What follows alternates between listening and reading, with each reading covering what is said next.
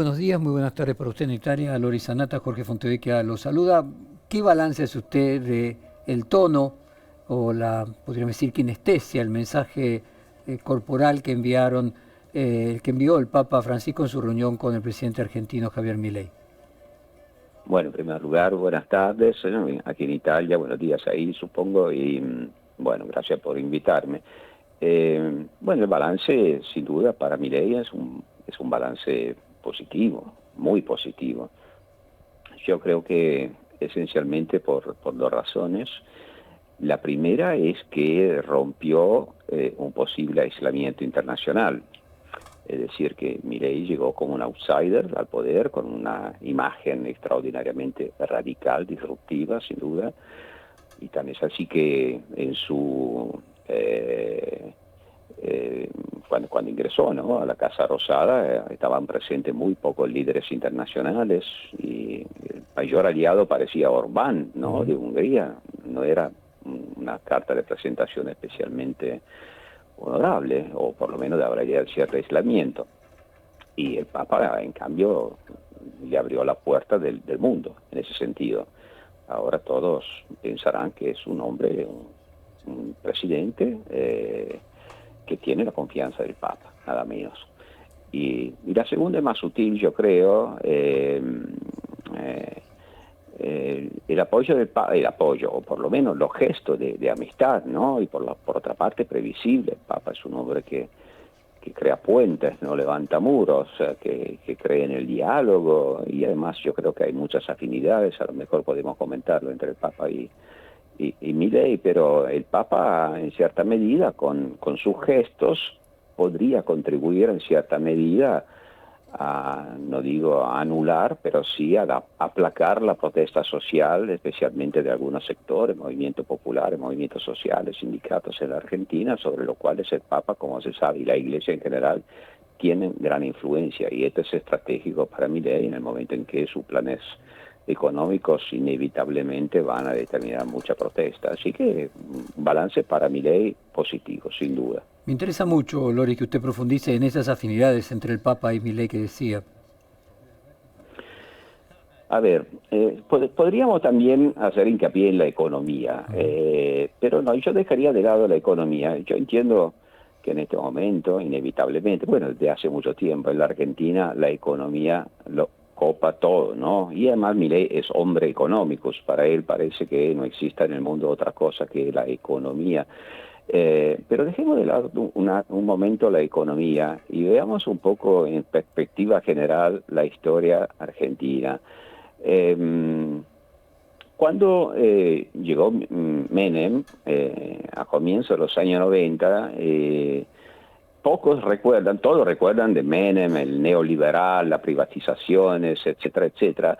Pocos recuerdan que la Iglesia recibió Menem celebrándolo de forma extraordinaria, porque con Menem volvía al poder la Argentina Nacional Popular en contra de la etapa del laicismo, se decía, antinacional y antipopular de Alfonsín, que había traicionado las raíces populares y católicas del pueblo argentino.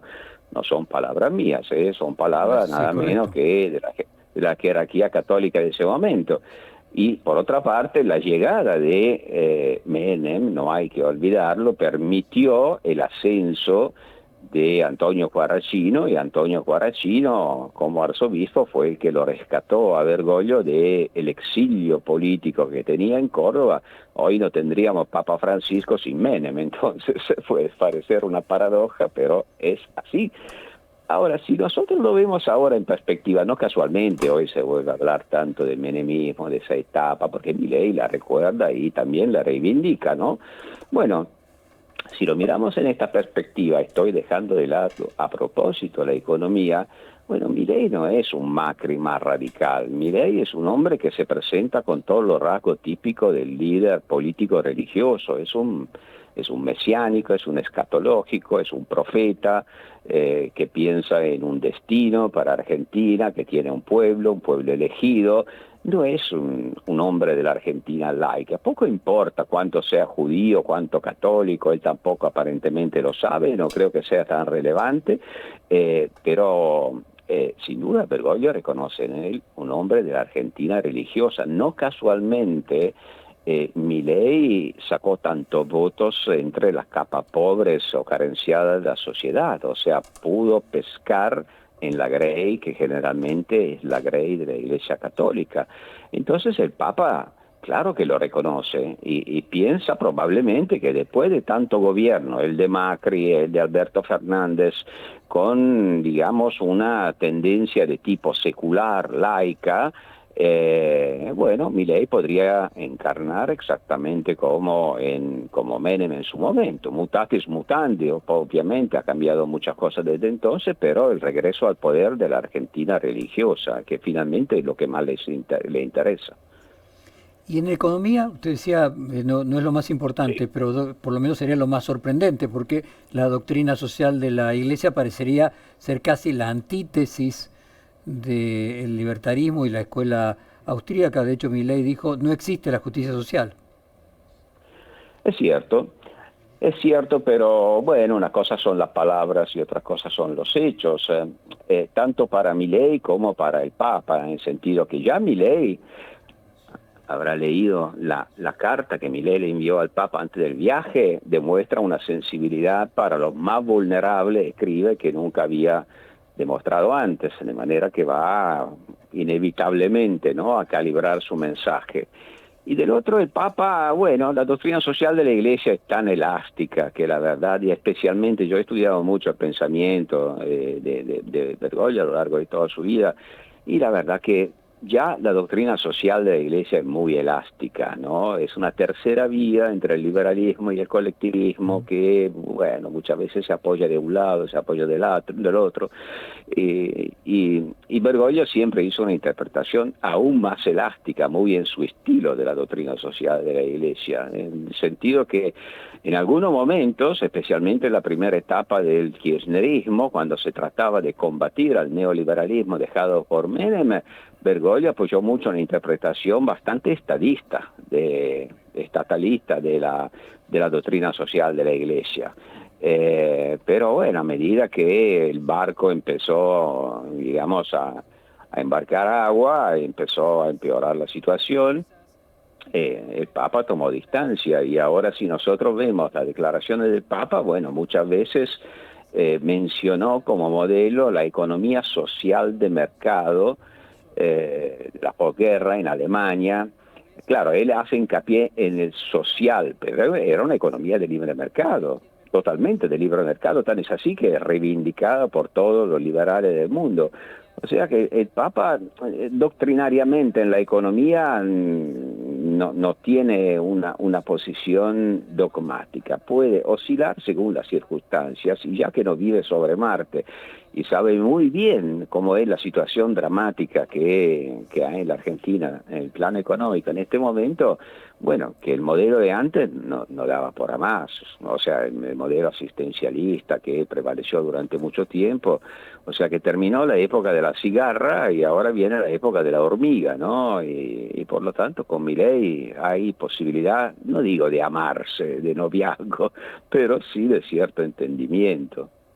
Loris, y con respecto a Giorgia Meloni, ¿no? En los discursos de ella, io Sí. sono donna, io sono madre, io sono cristiana, ¿cuál es la relación de la jefa de gobierno italiano respecto del Papa, respecto del catolicismo y respecto a la religión? Es un elemento importante también cuando ella se declara cristiana, que marca una cuestión de orden cultural o una cuestión de orden religioso. A ver, bueno, ella invoca abiertamente un lema que hacía mucho tiempo que no escuchábamos, ¿no? Dios y patria. Ujú.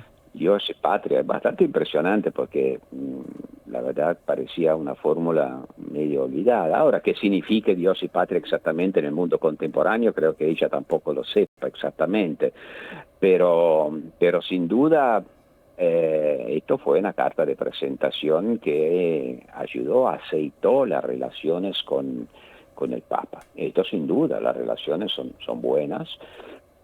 Ahora, hay que decir que Giorgia Meloni, diferentemente de Milei, no viene de una formación en el anarcocapitalismo y su modelo está muy lejos de ser modelo anglosajón, como en el caso de Milei.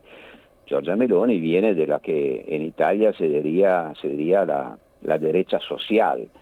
La derecha social, que tiene sus raíces en el fascismo, para que tengan una idea los argentinos que nos están escuchando, la derecha social italiana tenía en Eva Perón uno de sus mitos.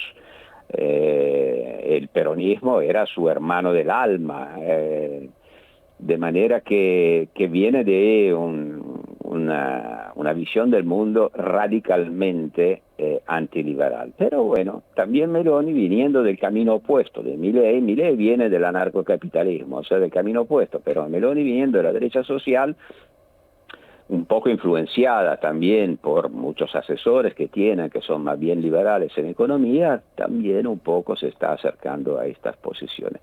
Pero lo que observo de la Meloni es que llegada al gobierno se volvió extraordinariamente pragmática.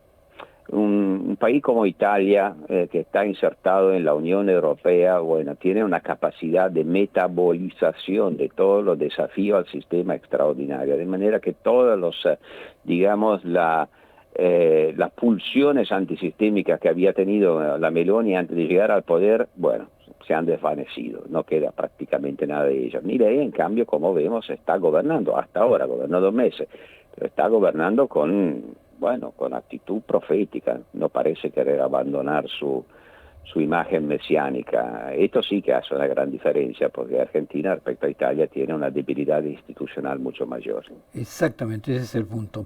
Lore Sanata, muchísimas gracias por su tiempo para con nosotros. Lo vamos a despedir entonces con la canción Un Nuevo Amico de Ricardo Cocciante y nos volvemos a comunicar en cualquier momento. Tenga muy buen Muchas 2024. Muchísimas gracias. gracias. Igualmente.